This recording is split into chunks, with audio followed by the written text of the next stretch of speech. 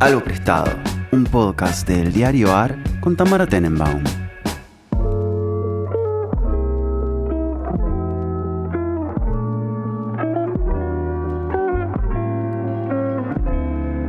Buenos días, buenas tardes, buenas noches, cuando sea que estén escuchando este podcast. Nosotros estamos en el mismo momento, pero en distintos usos horarios y en distintos lugares físicos con mi amigo personal Pablo Priluca. ¿Cómo estás, Pablo? Muy bien, ¿cómo estás vos, Tamara Tenenbaum?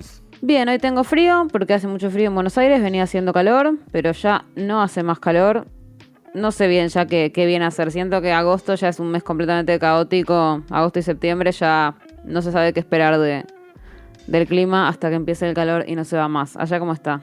Acá está, esta semana llovió casi toda la semana, pero sigue haciendo un poco de calor. Me causó gracia que digas que estamos en el mismo momento, porque de hecho teníamos un temita con el audio como estábamos intentando grabar. Claro, y ahora efectivamente estamos en diferentes horas, pero en el Sí. mismo momento lo logramos. Acá está lluvioso, pero está bien, está agradable el clima por ahora. El veranito neoyorquino. Me parece muy bien. ¿Y qué contas de novedades? Y de novedades, bueno, estoy mudado finalmente. Nos mudamos con Maca para Harlem. De hecho, ese es uno de los temas que traje. No la mudanza, sino Harlem. Porque este año voy a estar, creo que te dije, voy a estar viviendo como entre Nueva York y Boston. Así que a Boston todavía no estoy yendo, porque conseguí una postdoc ahí. Pero bueno, ya nos fuimos de Princeton. Todavía nos quedan algunas cosas en la casa, pero básicamente ya estamos mudados acá, a un departamentito. Son 4 horas, ¿no? De Boston a... Son en tren 4 horas y media, ponele, sí, 4 horas y 20. Sí. Sí, así que voy a ir tipo los lunes y los jueves volveré para acá, para Nueva York, durante el año, digamos, durante el año académico. Bárbaro. Igual no tengo que enseñar ni nada, pero bueno, tengo que estar ahí un poco poniendo la cara. De lunes a jueves, digamos. Exacto, y los viernes trabajo de Perfecto. Nueva York. Sí, no, está bastante bien. Aparte, bueno, en Nueva York ya tenemos amigos y eso, así que contentos de estar acá. Me alegra muchísimo. Bueno, a tu hermana y a Gaby, entre otros. Efectivamente. Sí, a quien por ahí veamos este fin de semana. Les mandamos un beso. Me alegra. Yo todavía no conocía a tu sobrino, aparte, así que tengo que... ¿No todavía no conociste? No, Pensé y que lo no habías porque conocido. nació mientras yo estaba como en la última etapa de la escritura de la tesis y la verdad Claro, que... no te cruzaste con nadie. Básicamente dejé de ir a Nueva York en esos meses y bueno, todavía no pude ir. Así que estoy ansioso. Bueno, ¿y cómo anda Nueva York dentro de todo? Nueva York anda bien, acostumbrándome, después de tantos años viviendo en un suburbio, volver a la ciudad es movidito, pero es una ciudad muy interesante, tiene mil cosas para hacer, o sea, es una buena ciudad y el Harlem es un barrio interesante, o sea, tiene Sí, me encanta Harlem. sus particularidades. Estamos justo como enfrente, veo desde acá, desde mi ventana, veo el YMCA de la Asociación ¿Estás Cristiana en- de Jóvenes de Harlem. ¿En Estoy Black Harlem o en Latin Harlem? No, es Black Harlem, es el Central Harlem, digamos. Estoy como Perfecto. a media cuadra del Hospital Central de Harlem y de hecho la avenida es Malcolm X. La avenida, yo no vivo sobre la avenida, pero estoy bastante cerquita, así que vamos a hablar un poquito de cuando el Harlem se volvió un barrio afroamericano hoy, pero más adelante, porque primero tengo que empezar con lo que me dejó la señorita Buji. Dale, ¿qué te había dejado, Que debe Buffy? estar consternada. Le mandé un mensaje a ver cómo estaba. No sé vos como Swiftie, si te sentiste consternada por el casi intento de asesinato en Austria. No sé si viste algo. No, registré muy poco. Vi un posteo, pero no estoy en esas cosas. A mí la vida de los famosos no me conmueve. O sea, ni siquiera de los famosos que me interesan. No sé cómo Ok, explicarte. a No mí me tampoco, conmueven pero nada. bueno, circuló Los trato como mucho. personajes de ficción. Creo que circuló más eso que el crash de la bolsa del lunes. Seguramente. Porque fue una semana en la que no pasaron cosas, por suerte, en el mundo de la Argentina. No, obvio. Igual, claro, lo del crash de la bolsa siento que No, ya nos olvidamos, pasó hace 50 ya años. nos olvidamos y además como también, no sé, como que yo son el tipo de tragedias un poco más complejas de entender o sea, más complejas de entender, es compleja de entender la ramificación, entonces no me puedo quedar mucho tiempo prestando la atención, porque como realmente hasta que no vea, ok, cuando pasa algo, Bueno, todos pasó, son o numeritos. sea, el lunes la bolsa se fue un poco al tacho, No, pero... no, ya sé, pero digo cuando vea como en el Argentina uno impacto está en la esperando que las economía cosas real. te impacten a vos, ¿no? Ah, no, claro, Digo, claro. Eso para eso falta. Pero bueno, vamos Eso. a ver, porque parte de del lío con la bolsa tiene que ver con que las expectativas de que Estados Unidos entre en una recesión. Vamos a ver si eso finalmente sucede o no. Parecería que existe la posibilidad. Si eso sucede, lo vamos a sentir un poco, obviamente, como lo va a sentir todo el mundo. Pero bueno, por ahora no hay mucha más información. Pero lo que te quería decir es que, bueno, eso, estaban planificando un atentado contra uno de los conciertos que va a dar Taylor Swift en Austria, me imagino que en Viena, pero no estoy seguro. Pero bueno, lo desbarataron antes de que suceda. Así que estuve pensando en nuestra compañera Buji, que me dejó las Olimpiadas para hablar. ¿Estuviste viendo las Olimpiadas? Mira, te soy franca, como ya no tengo tele en el living, tengo una tele en el cuarto, no es una situación muy acorde a las Olimpiadas. Para mí las Olimpiadas son para tener una tele en el living y dejarlas prendidas. Es un buen punto. No es para sentarse a mirar. Como si ¿Seguiste fuera la película. controversia de la boxeadora argelina? Claro, seguí todas las controversias en Twitter. Y vi videos en Twitter, digamos. Siento que la vi, la Olimpiada, la verdad. Pero Es una forma terciarizada, de verdad. Sí, no yo la este vi año en tiempo real, si querés. No, ayer vi un poquito el final del partido de Estados Unidos contra Serbia de básquet, pero la verdad que vi poco. Entre la mudanza y todas esas cosas no tuve mucho tiempo para sentarme a ver. Pero bueno, que la hagan de vuelta, no sé.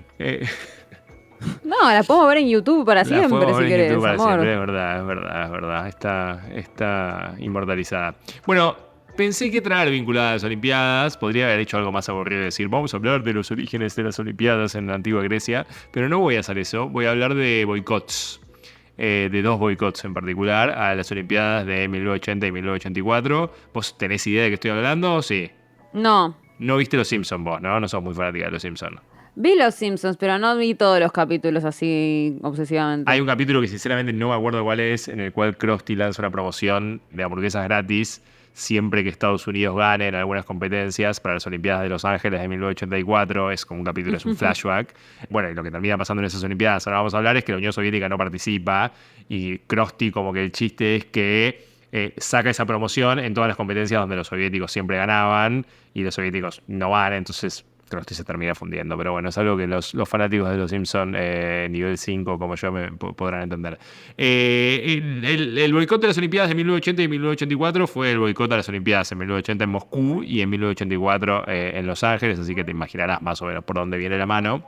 Para que te des una idea, todo empieza con algo que no tiene que ver con las Olimpiadas, que es la invasión soviética de Afganistán, que sucede a fin de 1979, que hace que algunas semanas más tarde, Jimmy Carter, que en ese momento era el presidente de los Estados Unidos, diga que si las tropas soviéticas no se iban de Afganistán, Estados Unidos iba a boicotear los Juegos Olímpicos en Moscú. Básicamente porque sostenía que participar en esos Juegos Olímpicos era como darle carta blanca a la política exterior de la Unión Soviética. Para que se entienda un poco mejor el contexto, porque no es algo tan fácil de entender, la invasión a Afganistán es como el fin de un periodo dentro de los años de la Guerra Fría. Acordémonos, terminó la Segunda Guerra Mundial, mundo bipolar, Guerra Fría, etcétera, etcétera. A partir de 1969 empieza algo que se llama detente, digamos, ¿no? Que es como un enfriamiento en los conflictos, no abiertos, porque no había conflictos abiertos, pero sí en la escalada armamentística y de confrontación entre la Unión Soviética y Estados Unidos. Es algo que es una especie de política concertada entre Nixon y Brezhnev, que eran los líderes de ambos países en ese momento, a fines de la década del 60. Pensemos que Estados Unidos estaba en medio de Vietnam, que estaba haciendo pelota a su economía, y la Unión Soviética venía de romper relaciones con China en el 67. A la vez China se había empezado a acercar o a tener diálogos con Estados Unidos por las visitas de Kissinger y de Nixon, con lo cual también estaba preocupada respecto a un incremento de la situación militar, o una situación militar un poco más peligrosa para la Unión Soviética, con lo cual ambos concertan este alto a la confrontación. Este enfrentamiento va a terminar en el 79, por un lado por la invasión soviética a Afganistán, y por otro lado porque, suceden otras cosas en las cuales Estados Unidos cambia su política internacional. La otra vez habíamos hablado de la revolución sandinista, en algunos podcasts, esa fue una, el inicio de la guerra civil en El Salvador, la revolución iraní, etcétera, hacen que cambie la política exterior de Estados Unidos, especialmente a partir del 80, igual esto es después del boicot, cuando asume Reagan, ¿verdad? Pero bueno, el Comité Olímpico de Estados Unidos entonces en abril le va a comunicar al Comité Olímpico Internacional, que está en Lausanne, en Suiza, que Estados Unidos no no participaría de las Olimpiadas, excepto que hubiera un cambio en la situación internacional, o sea, que la Unión Soviética retirase sus tropas de Afganistán, cosa que no sucede. Y a eso también se suma Canadá, digamos. Después se van a sumar otros países. El presidente del Comité Olímpico se junta con Carter, se junta con Brezhnev a principios de mayo para intentar buscar una solución, pero y afirma que se va a hacer los Juegos Olímpicos de cualquier manera, pero Carter refuerza su intento de boicot. A ellos se van a sumar otros países, por ejemplo Alemania Occidental. Estuve buscando, sinceramente no sé cuán cierta es o no la frase que soltó Helmut Schmidt, que era el canciller de Alemania, pero podría ser que dijo algo así como: a Berlín lo defienden los soldados de Estados Unidos y no el presidente de la Federación de Handball, con lo cual nos vamos a sumar también al boicot. Y se van a sumar otros países, entre ellos la Argentina. Bueno, obviamente Chile también, que estaba bajo Pinochet, pero la Argentina en ese momento bajo la dictadura, la última dictadura, también se sumó al boicot. Algunos países más aliados de Estados Unidos en el marco de la OTAN, pero no abiertamente, deciden dar libertad de acción. O sea, hay algunos atletas que van y como compiten bajo la bandera olímpica en lugar de competir bajo la bandera de sus propios países. Eso no pasó en Estados Unidos. Carter básicamente le dijo que a cualquiera que intentase ir le iban a revocar el pasaporte. Pero también gracioso, curioso, porque no son solamente los aliados de Estados Unidos los que se bajan de la Olimpiada, sino que, por ejemplo, China, que también había roto relaciones con la Unión Soviética, se baja. Taiwán también se baja porque no lo dejan competir como Taiwán, sino que tenía que competir como China, Taipei, entonces no quieren participar. Bueno, hay varios otros países hay 66 países básicamente que se abstienen de participar, más o menos 45, 50 lo hacen por apoyo a la iniciativa Yankee, pero son muchos los que no participan. Estados Unidos va como promover... O sea, ¿cuántos no participan? ¿Cómo cambió tanto la cuestión? Bueno, son 66 países, digamos, o sea, y entre ellos Estados Unidos, China, que tienen pero bueno, equipos importantes. Equipos importantes. De hecho, a donde quería llegar, digamos, porque Estados Unidos va a intentar, o sea, de hecho organiza algunas competencias paralelas ese mismo año, como para intentar, tipo la Liberty Bell Classic de atletismo, bueno, organiza un par de eventos. Sí, van otros, pero no, por ejemplo, hay una competición de natación donde como que se ponen, digamos, en comparación los tiempos que se hacen en esa competición con las digamos, con los tiempos que habían habido en los Juegos Olímpicos para mostrar que Estados Unidos hubiese ganado las medallas, por ejemplo, ese tipo de pavadas. Pero lo que es interesante es que, bueno, obviamente faltan muchos candidatos y eso hace que... O sea, igual hay qué sé yo, no sé, se baten 33 récords olímpicos, o sea, del mundo, perdón, no olímpicos. Lo cual indica que la competencia era alta y había buenos deportistas. Pero lo que por ahí queda como la anécdota más interesante que yo no sabía es que la selección de hockey femenino de Zimbabue termina ganando el oro, pero no eran jugadores de hockey. O sea, no sé, digamos, Zimbabue no tenía equipo de hockey. Se juntan como una especie de combinado una semana antes de empezar la competición y se termina llevando el oro porque se ve que los equipos que estaban participando no eran buenos o no participaban del hockey femenino. Así que queda ese detalle para la historia. Pero bueno, como es esperable, las Olimpiadas siguientes eran en Los Ángeles en 1984 y la Unión Soviética decide boicotearlas, obviamente. Lo anuncia poco tiempo antes de las Olimpiadas, el 8 de mayo. Las Olimpiadas en general son siempre en verano, que es cuando la llama olímpica empezaba como el viaje hasta Nueva York. Y el argumento que usan es que, bueno, hay como una preocupación por la seguridad de sus atletas. Los yanquis van a decir que en realidad no quieren ir porque tienen miedo que los atletas desertaran. Y, bueno, pero obviamente, digamos, el boicot se entiende como una especie de respuesta al boicot de Estados Unidos a las Olimpiadas de Moscú. Y bueno, y ahí es donde aparece esta anécdota de los Simpsons, ¿no? El chiste de los Simpsons respecto a Krusty y las hamburguesas. Después del anuncio soviético hay otros 14 países del mundo socialista, digamos, que se suman, que son, bueno, obviamente Alemania Oriental, Bulgaria, Vietnam, Checoslovaquia, Afganistán, Hungría, etcétera, Cuba, y varios otros más. A todos esos países aparte se suma Irán, que Irán venía de la revolución iraní y un poco cuestionaba la interferencia de Estados Unidos en Medio Oriente. Y se va a sumar también Burkina Faso, en ese momento gobernado por Thomas Sankara, que es Thomas Sankara, que cuestiona el apoyo de Estados Unidos a Sudáfrica, que en ese momento tenía políticas de apartheid, y hay otros países africanos que se van a sumar a eso. Libia también decide boicotear los Juegos Olímpicos, bueno, por una serie de embargos que Estados Unidos había impuesto al país, entre otras cosas. Y varios de estos países también organizan organizaré mis propias Olimpiadas con juegos de azar y mujerzuelas, como los Simpsons, llamados los Juegos de la Amistad, que de los juegos participan 49 países. No solamente los del bloque soviético, sino también algunos que habían participado de Los Ángeles. Todo esto me pareció interesante porque en general tenemos como una imagen bastante ya mercantilizada y lavada de los Juegos Olímpicos, pero evidentemente, en el marco de la Guerra Fría, aunque sea en sus últimos años, pero en el marco de la Guerra Fría, podríamos haber ido más atrás y hablar desde el 72 y el lío en Berlín, digamos, la toma de rehenes. Bueno, eran sobre todo eventos muy políticos y en parte lo siguen siendo, porque de hecho algo de lo que nos dejaron las Olimpiadas, estas últimas Olimpiadas, tiene que ver, por ejemplo, con los debates en este caso sobre temas de género, en el caso de la boxeadora argelina. Sí, te iba a preguntar si sentías que hubo algo de... Este año, ¿Rusia compitió? No. No, entiendo que no. O sea, claro, te iba a preguntar esas Rusia cosas. no compitió, por ejemplo. Pero bueno, hubo otro tipo de conflicto. No sé, bueno... Israel sí. O sea, como los boicots internacionales Israel que hubo. Sí. Bueno, hubo obviamente algunos atletas que protestaron por el tema de Palestina. Después, sí, cosas que por ahí no son oficiales, pero bueno, todo el maltrato que sufrieron los equipos argentinos, digamos, en Francia a raíz de todo el conflicto vinculado con la canción esta racista que cantaran los muchachos. Bueno, y todas las consecuencias subsiguientes. Como que, en general, las Olimpiadas, a diferencia de otros, por ahí, eventos deportivos menos politizados, tienen como un componente político y claro. Es interesante también pensar qué es lo que se va discutiendo políticamente a medida que va pasando el tiempo de las Olimpiadas, digamos, ¿no? O sea, el tipo de debate, en este caso, el más emblemático de estas últimas fue lo de la boxeadora argelina y los debates sobre género. En otra época eran los debates acerca de la bipolaridad y los conflictos entre la Unión Soviética y distintos modelos de sociedad. Me parece interesante pensar cómo van evolucionando esas cosas con el paso del tiempo. A mí también, me parece muy, muy interesante. Sí, yo recuerdo como también, aparte de todas las polémicas, hubo siempre un montón en relación con la Guerra Fría, sobre todo, todas son las que más recordamos, pero quizás antes vos tenés más. O sea, bueno, me acuerdo todo lo de la cortina de hierro y todo ese asunto. No, y las Olimpiadas de Berlín del 36, digamos, hay un montón claro. O sea, va muy, muy atrás en el tiempo. Pero bueno, traje estas dos porque me parecían interesantes y pensé que por ahí algunos no conocían la historia. Así que, sí, y porque aparte yo esos casos no los recordaba bien, realmente. Mira, bueno, bienvenido sea entonces. Bienvenido sea entonces las Olimpiadas, ese algo fue el olímpico. Tema.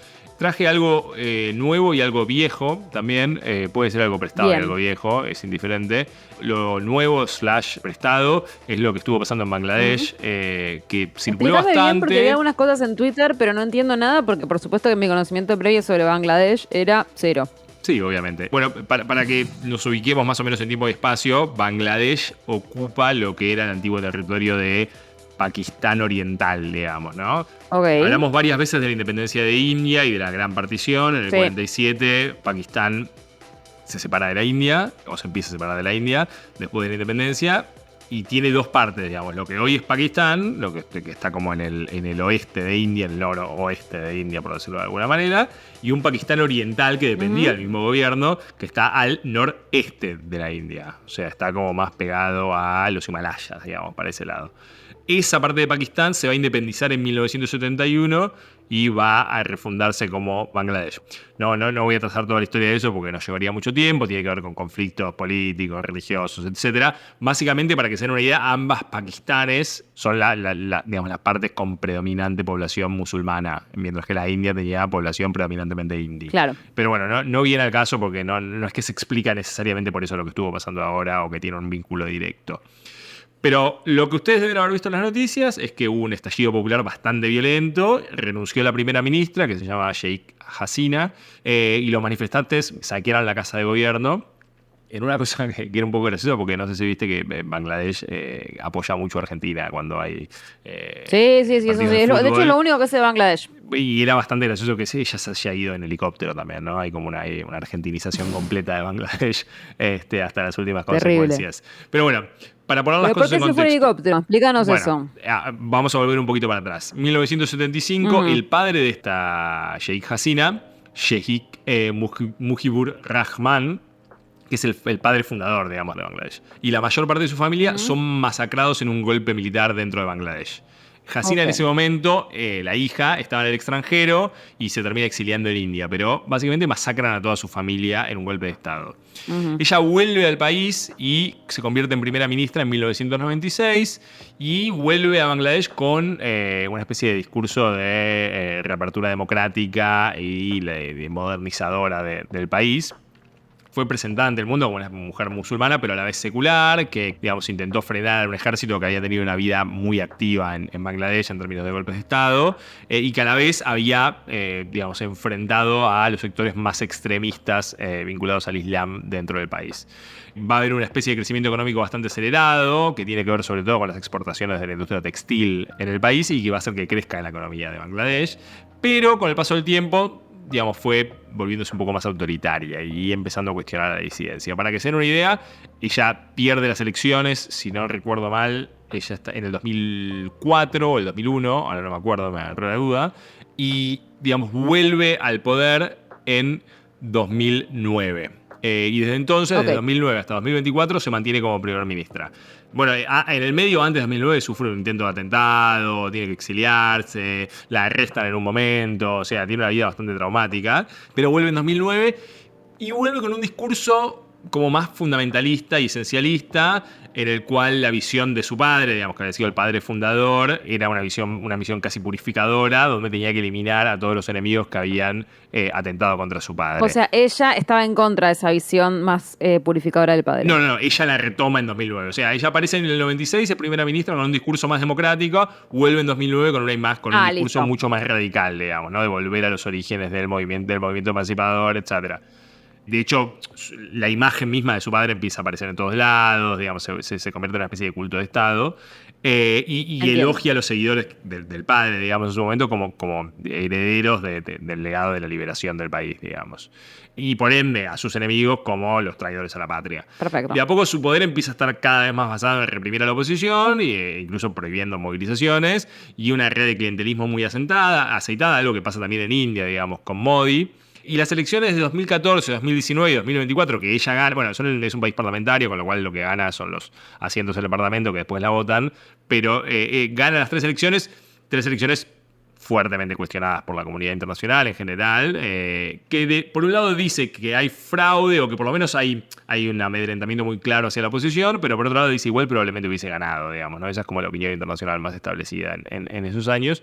Pero bueno, el año pasado, antes de las elecciones, la economía ya no estaba andando tan bien, entonces empezó a aparecer una posición cada vez más fuerte, que igual no lograron las elecciones porque no son elecciones completamente libres, y digamos el crecimiento económico basado en la industria textil empieza a aflojar, hay un aumento de los precios de los alimentos, las reservas del país empiezan a evaporar y, digamos, para subsanar esos problemas lo que hace Bangladesh es tejer vínculos cada vez más estrechos con China y con India, que les permiten acceder a recursos. Y en paralelo, cada vez más se apoya en las fuerzas de seguridad para frenar el impulso de la oposición, digamos, con causas judiciales, etcétera, etcétera, etcétera. Lo que pasó en los últimos meses, o en el último mes y pico, es que hubo una protesta estudiantil bastante grande que tenía que ver con un tema aparentemente menor, que es un sistema de cuotas que daba trato privilegiado a determinados grupos vinculados al partido de gobierno para acceder a empleos en el Estado, para ponerlo muy básicamente. Pero evidentemente estas protestas como que actuaron como caja de resonancia de una situación que se estaba caldeando un poco más, digamos, que tenía que ver con la crisis económica y con la falta de oportunidades. O sea, para que lo entendamos, es como, digamos, es una especie de acusación de corrupción. Es una acusación, sí, de corrupción a ver, es un sistema legal en el sentido de que es un sistema establecido, el de las cuotas, con lo cual no sé si podría ser, no sé si corrupción es el término. Lo que hay es un bias o un sesgo claramente favoreciendo a sectores políticos que están alineados con el gobierno, que tienen que ver con los que fueron herederos. Por eso te digo, no sería de corrupción exactamente, en todo caso de discriminación. Ok, entiendo. Sí. Que es distinto. Pero bueno, la respuesta de Hasina es medio de manual, o sea, como que básicamente empieza diciendo: estos estudiantes son los hijos de los traidores a la patria que pelearon contra nosotros en la guerra de independencia, y paso siguiente empezó a reprimir. El tema es que empezó a reprimir con todo lo que había, digamos, con policía, con ejército, con grupos paramilitares, con algo que se llama el Rapid Action Battalion, que es una especie de unidad antiterrorista que desapareció y torturó un montón de gente. Y para fines de julio la situación ya se empieza a ir de control, digamos, ¿no? Ya hace un par de semanas hay más de 200 personas muertas, mayormente estudiantes, declaró toque de queda, cortó el acceso a internet, encarceló a 10.000 personas, bueno, etcétera, y decenas de miles de acusaciones para otras personas, pensando que con eso alcanzaba. El problema es que cuando levantó el toque de queda y cuando el apagón de internet desapareció, rápidamente se hizo claro que el movimiento de protesta no había sido sofocado y que se había expandido, sobre todo exigiendo respuestas respecto a las matanzas de las últimas semanas. El domingo pasado, mientras la bolsa de Japón se hacía bolsa, los manifestantes se juntan y vuelven las protestas. El gobierno responde todavía con más fuerza. Hay 100 personas muertas en un día. Y bueno, la manifestación se prende en fuego, digamos, ¿no? De hecho, los manifestantes el domingo van a llamar a marchar hacia la casa de Hasina, que mientras tanto decía: los vamos a matar a todos, hay que frenar a estos anarquistas, vamos a reprimir a todos. En las primeras horas del lunes, las rutas que llevaban a su casa, que están en Dhaka, que es la capital de Bangladesh, y tenían barricadas, estaba todo el transporte cortado, etcétera, etcétera.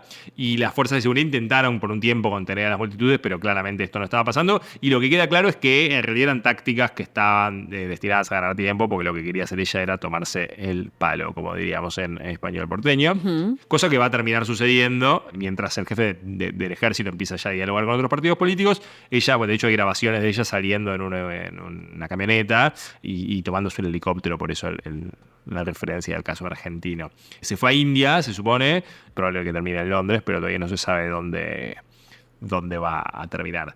El jefe del ejército y uno de los líderes de las manifestaciones, Najib Islam, se convirtieron como en las figuras más visibles en ese contexto.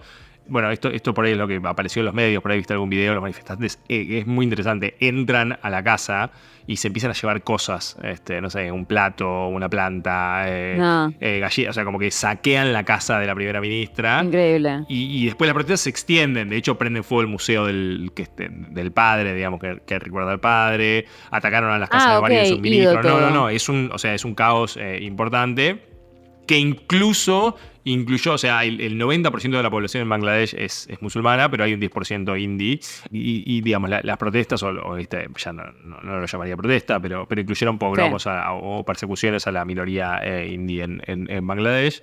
De hecho, uno de los temores es que, bueno, como pasó parte como consecuencia de la primavera árabe, uno de los temores ante la partida de la primera ministra es que haya más espacio para estos movimientos radicales islámicos. Ahora, bueno, Bangladesh obviamente como sistema que tiene un primer ministro que es el líder político y un presidente que es medio una figura decorativa, pero ese presidente nombró el martes a Muhammad Yunus, que es un premio Nobel de Economía, especialista en microfinanzas, como el que va a supervisar la transición de gobierno, viendo si se llaman nuevas elecciones o qué, pero la idea es que vuelva a haber una apertura política, a pesar de que en este momento los que tienen el control básicamente son los militares. Se espera que haya un gobierno temporal de Yunus, que igual tiene 84 años, o sea, no se ve que las políticas en todo el mundo se están volviendo gerontas, no solamente en Estados Unidos o en Brasil. Claro. Así que vamos a ver qué va a pasar. Yo calculo que en el mejor de los casos se volverá a llamar a elecciones. No queda claro que eso sea la solución inmediata. Y veremos qué es lo que pasa en términos de los conflictos internos dentro de Bangladesh con estos grupos más radicalizados que existen y que tienen un peso en la vida política del país. Bueno, seguimos entonces la historia presente de este país hermano. Sí, hermanísimo. ¿Se entendió un poquito mejor? Sí. O sea, se entendió un poquito mejor porque además yo no sabía nada, así que no era, digamos, mi vara estaba baja, debo decir. Pero bueno. Lo que todos sabíamos de Bangladesh es que en 1971 hubo un concierto muy famoso que se hizo en el Madison Square Garden que se llamó el Concierto para Bangladesh. De eso debías saberlo, ¿no? Eso no lo sé. ¿Qué es eso? Es un concierto que organiza George Harrison en el 71 para juntar fondos para Bangladesh. Que toca Bob Dylan, toca Mick Jagger incluso. Listo, creo. sí. Ahí está. Tenés razón. Sí, tenés razón. No, te iba a preguntar si los vecinos intervienen, si hay relación Pakistán, India, o sea. Bueno, con Pakistán la relación es bastante tensa. Sí tiene más diálogo con India, Bangladesh. pero ya la finita o sea, de hecho ella se exilió en India. Claro. No creo que Modi esté muy contento con tener una guerra civil al lado. Es lo que sí te puedo seguir. Sí. No es que vaya a una guerra civil, pero no creo que esté muy contento con tener, digamos, o que le dé rienda suelta a movimientos, digamos, fundamentalistas islámicos, siendo que, bueno, el movimiento de Modi es un movimiento fundamentalmente nacionalista. Claro. Hindú, con lo cual puede haber focos de conflictos ahí, como lo hay todo el tiempo en la frontera entre India y Pakistán. Bueno, sí, un poco voy tratando de entender la región. Es increíble que siento que es la región que menos entendemos desde Argentina o la que menos seguimos, ¿no? Puede que sea, es bastante complicada de entender, la verdad. La historia de la India es compleja. Algún día, si quieren, puedo traer algo del imperio de mogul, del imperio que dominó India antes de la llegada de los británicos. Podemos hablar de eso. Me sirve, sí, porque tal cual, si no, una es muy bruta. No se puede ser tan bruta. Yo tampoco que sepa demasiado sobre el tema, pero bueno, a fuerza de leer, intenté aprender un poquito. Me parece muy bien. Pero es cierto que aparte, como siempre decimos, como la otra vez cuando hablábamos de Kenia, estas cosas no aparecen en los medios argentinos. En el caso de Kenia por ahí es más comprensible, en el caso de Bangladesh es francamente una vergüenza, porque es un país, por la cantidad de gente que vive y por el bastante importante. Claro, digamos. eso te iba a decir. Bangladesh, India, Pakistán son países enormes, no puede ser que no sepamos nada. Estoy de acuerdo, pero bueno. Mucho. A veces es difícil para de los El periodistas. tamaño no lo es todo, evidentemente. Bueno, evidentemente. Vamos entonces. Y traje un último tema que podría ser algo viejo. Porque sí, aprovechando que me mudé al Harlem, que formé parte de esta gentrificación del Harlem que está teniendo lugar, me puse a leer un poco de la historia de Harlem, porque soy un nerd ante todo, y decidí que lo podía traer como tema.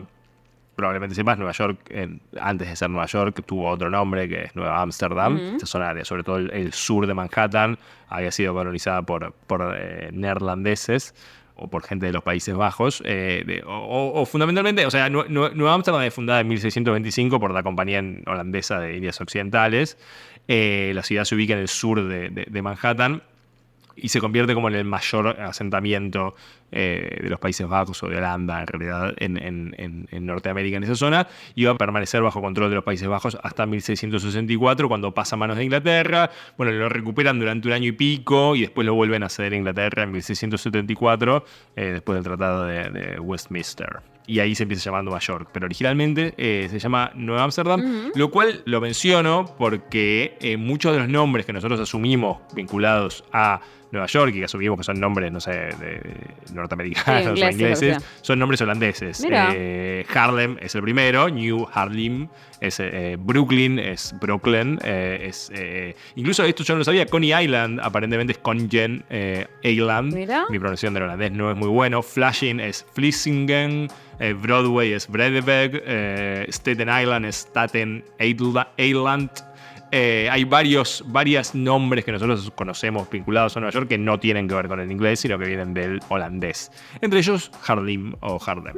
Harlem en realidad era una zona de cultivos, digamos, no es una zona muy desarrollada hasta el siglo XIX, o sea que durante los primeros años de la colonización de Norteamérica no es una tierra particularmente codiciada, pero se empieza a expandir residencial y comercialmente la ciudad, Nueva York hacia el norte, y en ese contexto se empieza a ser incluido dentro de la ciudad.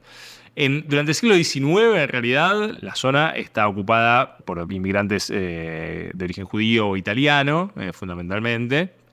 Y se empiezan a construir una cantidad sobre todo a fines del siglo XIX, se empiezan a construir cada vez más edificios. Un poco hay como una especie de fiebre especulativa a fines del siglo XIX que no prospera demasiado a principios del XX, pero a comienzos del siglo XX empiezan a llegar los afroamericanos a Nueva York. Hay algo que es muy interesante, que yo no sé cuánto se sabe de esto, pero Estados Unidos, sobre todo entre 1900 y 1930, y después de la Segunda Guerra Mundial un poco también, pero especialmente al principio del siglo XX, tiene lo que se llama la Gran Migración. Sí. Esto es... O sea, ubicás de lo que estoy hablando. Yo sí, pero explícalo igual. Bueno, o sea, para que se den una idea, para 1900 casi el 90% de los afroamericanos en Estados Unidos vivían en el sur, en las zonas más esclavistas, previamente esclavistas, y mayormente en zonas rurales. Algunas décadas después, casi toda la población afroamericana estaba en ciudades, y buena parte en las ciudades del noreste de Estados Unidos, del Northeast o del Midwest, la zona de Chicago, etc. Entonces, hay muchas ciudades que en las primeras 3 décadas del siglo XX Filadelfia, Nueva York, Chicago, me imagino que Cleveland también, reciben mucha inmigración de población afroamericana que venía del sur y que se escapaba, entre comillas, hacia el norte, buscando, por un lado, menos dureza en el tratamiento racial, que no siempre encontraban, pero sobre todo buscaban las zonas más pujantes de la economía de Estados Unidos, que eran esas, digamos, ¿no? Era la zona de la expansión industrial, del acero, etcétera, en Estados Unidos, ¿no? Es en ese contexto que empiezan a llegar cada vez más afroamericanos a la ciudad de Nueva York y Harlem se convierte en un lugar que recibe a muchos de esos afroamericanos. Y en ese contexto es interesante hablar de un agente inmobiliario y empresario que se llamaba Philip Payton, que era afroamericano, que empieza a ver la posibilidad y el negocio, aparte digamos, desde un punto de vista político también, pero aparte desde un punto de vista inmobiliario, lucrativo, digamos, la posibilidad de empezar a toda esa fiebre especulativa que había habido con la construcción de edificios que no todos se habían llenado, porque también la gente se estaba mudando al Bronx, o se estaba mudando a Inwood, que es más arriba, o Washington Heights, a otras zonas de Nueva York, empieza a ver la posibilidad de ocupar todos esos departamentos vacíos con inquilinos de origen afroamericano. El 15 de junio de 1904, Payton va a fundar la Afro-American Realty Company, que bueno, emite acciones, cotiza en bolsa, etcétera, etcétera, etcétera. Y a partir de 1905, por ejemplo, pasa algo muy interesante, que hay otra compañía, que es la Hudson Company de bienes raíces, de una empresa blanca, que había comprado un terreno muy grande en la calle 135, de hecho a una cuadra donde estoy yo, cerca del Lenox Avenue, estamos a una cuadra y media de acá, ahí en ese momento, que es como el corazón del Harlem, para hacer todo un desarrollo residencial, y lo que hacen es que, para hacerlo más atractivo para los posibles constructores, compra 3 edificios de viviendas vecinos que eran de esta compañía de Payton y desaloja a los inquilinos afroamericanos y los reemplaza por inquilinos blancos. Wow. Payton, como respuesta a eso, va a comprar otros edificios alrededor hay como una guerra entre inmobiliarias, donde se desalojan a los blancos o se desalojan a los afroamericanos. Bueno, finalmente... horror. Sí, pero racial. O sea, una guerra, sí, inmobiliaria, pero racial. Peor. Y por eso, digamos, el Harlem se convierte en un lugar cultural y simbólicamente muy importante para el mundo afroamericano en Estados Unidos y más allá. Para que se den una idea, la población afroamericana sigue llegando ya no solamente desde el sur de Manhattan, sino también desde el sur de Estados Unidos, y también cada vez más desde otros países y zonas como el Caribe, sobre todo. En 1910 la población del Harlem, de Central Harlem, era aproximadamente de un 10% afroamericanos. En 1930 había alcanzado el 70%. Claro. ¿Sí? O sea, la población afroamericana pasa de ser el 10 al 70% en 20 años. Es bastante impresionante. Y eso hace que en la década del 20 se dé un fenómeno cultural y artístico muy interesante, que es el renacimiento de Harlem, donde hay todo, digamos, un movimiento intelectual de la cultura, de la danza, el arte, la música, el teatro, etcétera, afroamericana, centrado sobre todo en Nueva York en general y en Harlem en particular, que se va a extender en la década del 20 y la década del 30.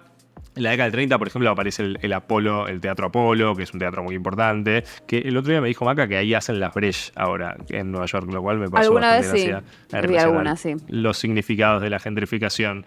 Bueno, Harlem va a tener distintos, digamos, durante el siglo XX va a sufrir altibajos, digamos, ¿no? La década del 30, la crisis del 30 obviamente lo sacude fuertísimo. Después de la Segunda Guerra Mundial, como que empieza a tener, sobre todo en los años 70, empieza a haber población que intenta escapar del Harlem. El Harlem se vuelve un lugar relativamente peligroso, con tasas de criminalidad un poco más altas que en el resto de la ciudad, y también con escuelas por ahí menos financiadas y demás. Durante casi 20 años hay mucha inversión, digamos, en esos temas de parte del Estado de Nueva York, y sobre todo en la década del 60 se convierte en un lugar muy importante en la lucha por los derechos civiles. De hecho, por acá circulan muchas figuras muy importantes del movimiento afroamericano, como Malcolm X, Adam Clayton, etc. Y bueno, obviamente Martin Luther King también pasan por Harlem. Por ejemplo, para que se den una idea, cuando Fidel Castro viene por primera vez a Estados Unidos, bueno, no sé si es la primera vez que viene, pero por primera vez después de la Revolución Cubana, en lugar de quedarse en el Waldorf Astoria, va para Harlem, se queda en Harlem, y ahí es donde tiene su famosa reunión con Malcolm X, que hay fotos, de hecho, de eso. Y después ya a partir de la década del 90, Harlem vuelve a crecer económicamente, crece la población, empieza a mejorar algunos indicadores sociales, y de hecho, lo que está pasando es que hoy se está paulatinamente gentrificando. Por ahí donde estoy yo, que ya es arriba de la 135, todavía no tanto, aunque sí, pero las zonas más cercanas al Central Park, que es en la 110, cada vez se nota más eso. De hecho, el porcentaje de blancos aumentó en la zona y el porcentaje de población afroamericana bajó casi 20 puntos, digamos, en algunos años. Así que bueno, esa es un poco la historia de Harlem. No sé si la conocían, imagino que mayormente no. Sobre todo, no creo que supiesen que Harlem era un nombre que venía del holandés y no del inglés. Así que ahora lo saben. Ahora lo sabemos. No, para nada. Yo por supuesto sabía que Harlem era un barrio negro, sí, pero no su historia y mucho menos su relación con los Países Bajos. Ahí estamos. Ya podés sumarte a los podcasts del Diario AR para informarte y entretenerte en todas las plataformas como lo hacemos en nuestra web. Somos un diario nuevo y queremos lo mejor para vos. Nos podés leer en eldiarioar.com o seguirnos en nuestras redes de Facebook, Instagram y Twitter, encontrándonos como el Diario AR. Así que, bueno, eso fue entonces viejo. Hiciste una que era nuevo prestado, hiciste el tema. Así que yo hago otra que es nuevo prestado. A ver. El fin de semana pasado fui al teatro a ver Viento Blanco. ¿Qué es eso? Que es una obra muy, muy linda, me gustó muchísimo, de Santiago Loza. Que Santiago Loza lo pueden haber visto por muchas otras obras de él que se hicieron bastante conocidas en su momento. La Mujer Puerca fue una. Otra fue Nada del amor me produce envidia, que es un clásico.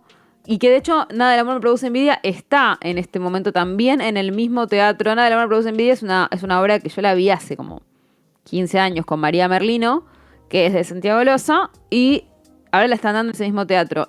Y como la mayoría, creo, o si no todas, no me atrevo a decir todas, pero creo que todas las obras de Santiago Loza son monólogos.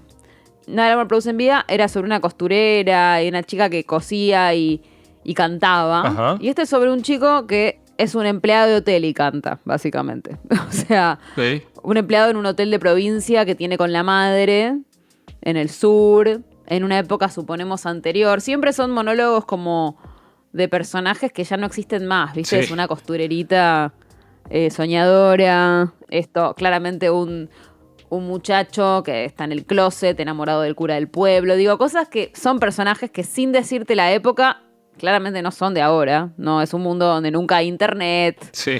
Es como antes, ¿viste? No sé, son tus abuelos o... Sí, se entiende O que... por ahí, incluso nuestros padres cuando eran chicos, o sea, podría ser algo en los 70s así, porque en el fondo también, viste, la vida antes de internet tiene eso. Como que, bueno, un chico que está enamorado de un cura en un pueblito, bueno, 1970 puede ser, no es que eran todos hippies. Así que es como esa clase de personaje. En este caso la obra se llama Viento Blanco porque está además situada en el sur. Ok. Como además tiene esa cosa de pueblito del sur que es muy específica también. Un pueblo donde hay muy poca gente, ¿no? Trabajadores golondrina. Sí. Un hotel que está vacío la mayor parte del tiempo, como una cosa más bien áspera. Conozco. Y es muy, muy lindo el monólogo. A mí me encantan los monólogos de Santiago Loza. Santiago Loza es uno de los poquísimos dramaturgos de esta época que son puramente dramaturgos, no dirige. Ah, mira. Escribe prosa, pero él no dirige. Eso es bastante curioso. Hoy la mayoría de los dramaturgos dirigen, él es puramente escritor, digamos. Y yo creo que eso se nota mucho en su trabajo. Digamos, el trabajo que tiene con el lenguaje es bastante excepcional. No es algo que uno ve en el teatro todos los días. Por más que hay muy buenos dramaturgos en la Argentina, para mí siempre Santiago Loza es muy especial. Vos las obras que hiciste no las dirigiste. No, yo tampoco lo hago. Sí, Claro. pero por eso es un caso, te diría que son, no sé si conozco mucha más gente aparte de él y yo que hagamos eso. Ok. Porque de hecho, por ejemplo, Mauricio Cartón mucho tiempo no dirigió sus propias obras y después empezó a hacerlo. Mirá. De bastante grande, pero... Y si pero puedo lo empezó a preguntar vos, hacer. por ejemplo, ¿por qué decidís no hacerlo? Yo porque no siento que son tres destrezas muy distintas, ¿no? Es como Ok. cantar y bailar, ¿viste? Como hay un montón de gente que canta y baila, pero en el fondo si lo pensás, son competencias particularmente distintas, digo. Sí, no... sí, seguro. A mí me pasa que yo no me considero, digamos, trabajo con la palabra hace muchos años, pero no, por ejemplo, no me considero una persona visual. O sea, pensar una escenografía, por ejemplo, requiere como todo otro tipo de Sí, competencias, es un ¿no? Sí, hablar. Igual veo que también es verdad que el teatro tiene mucho oficio. Entonces es verdad que igual después de escribir varias obras y participar del proceso de ensayo y de armado y de todo eso, uno ha aprendido cosas con las cuales uno lo puede hacer. Sí. Y también hay algo que es cierto, que es que el director está acompañado de otro montón de técnicos. Vos decís, pensar una escenografía. Sí, la pensás con un escenógrafo, que te dice las cosas Sí, que son sí. posibles y las que no, viene con una idea él también. O sea, en realidad, como poder uno lo puede hacer. No es como ponerse a manejar un camión si nunca lo hiciste. Pero, No lo hagan en sus casas. claro, no lo hagan en sus casas. No es como para decir, bueno, voy a manejar un tractor, ¿por qué no? Si lo vi en YouTube. Pero... Claro. Se puede, pero bueno, a mí justo es algo que no se me da naturalmente y supongo que a Santiago Leosa le debe pasar lo mismo, como la sensación de alguien más lo va a hacer mejor que yo, básicamente. Es un Eh, buen... Te diría que es un buen principio ante la vida. ¿No? Como delegar, ¿viste? Y en ese sentido, yo siempre seguí la carrera de él por eso, porque me gusta mucho que además eso le permite, yo creo, primero que permita que muchas de sus obras hayan sido muy distintas, porque las dirigieron directores distintos, eso es lindo. Y ahora la que dirige es Valeria Lois. Esta es su ópera prima como directora, Valeria Lois es actriz. Y Valeria Lois, yo de hecho creo que la primera vez que la vi actuar fue en La Mujer Puerca, que es una obra de Santiago Losa. Entonces, bueno, ellos trabajaron juntos en eso hace muchísimos años ya. La obra se vuelve a poner cada tanto, pero es una obra que tiene ya varios años. Y el protagonista de este monólogo es Mariano Saborido, que es un actor muy joven, que viene circulando bastante en la escena últimamente. Lo pueden haber visto, por ejemplo, en una obra que se llama Paraguay. También tuvo Sí. No, o sea, no la vi, pero la conozco. algún papelito chiquito A favor, Maca. en la serie de Fito, me acuerdo, que hacía algo que estaba muy bien. Ok. Y, o sea, si van al teatro es un actor que lo ven, porque está desde los jóvenes, creo que es de los que más anda circulando y es muy, muy bueno. Él también canta muy lindo. Yo lo había escuchado cantar también en Paraguay, pero acá realmente también la rompe. Y eso, a mí me gustó muchísimo la obra, la están dando en Dumont 4040. Eso te iba a Para mí preguntar. es todo impecable. La apuesta es muy, muy Ok. linda. O sea, la primera apuesta de Vale Lois es muy, muy linda. Se nota que también el trabajo de actuación está muy pensado. Pero además, bueno, realmente te tiene que interesar esto que son estos sujetos como de un mundo que ya no existe más, ¿no? Son obras que tienen algo de nostalgia. Una nostalgia un poco paradójica, porque es obvio que la vida de un chico gay hoy es mejor que en esa época, ¿no? Bueno, sí.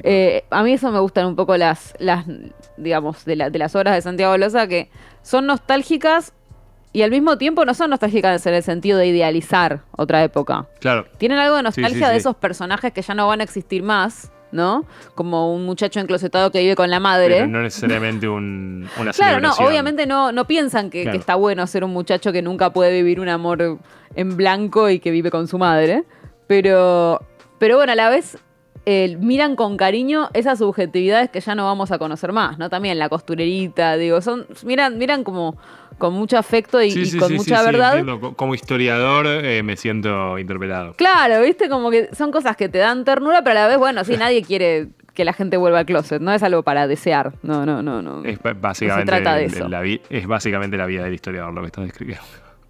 Exacto, ¿no? Esa cosa de fascinarte con algo que está bárbaro, pero bueno, me fascina a mí, pero qué bueno que ya no existe más. Qué bueno que ya no Yo. existe más. Exactamente. Pero bueno, también Exactamente. eso, ¿no? O sea, también como la profundidad de esa subjetividad, de siempre gente que por ahí los sujetos de Loza son siempre gente que no puede vivir la vida que querría vivir porque le gustaría ser actriz, le gustaría ser cantante y tiene un trabajo obrero, digamos.